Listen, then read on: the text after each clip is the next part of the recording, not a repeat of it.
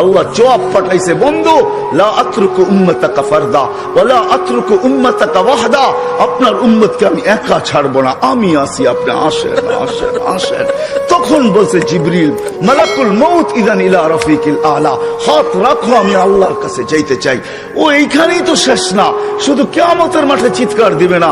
জানি না আপনাদের দিল আছে কি নাই, এটা আমার জানা নাই।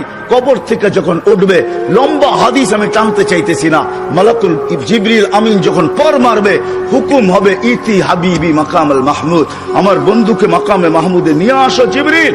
উনি আসবে, পর মারবে আর বলবে কুম ইয়া হাবিবার রহমান, আল্লাহর বন্ধু ওঠেন। তখন আল্লাহর রসুল কবর থেকে উঠবে, ওয়া হুয়া ইয়াবকি ওয়া ইয়াকুল, কাঁদতে কাঁদতে উঠবেন আর বলতে বলতে উঠবেন। চোখে থাকবে কান্না, মুখে থাকবে চিৎকার, জিবরিল আইনা উম্মতি, আমার উম্মত কোথায় বল, আমাকে তো উঠাইতে আসছো।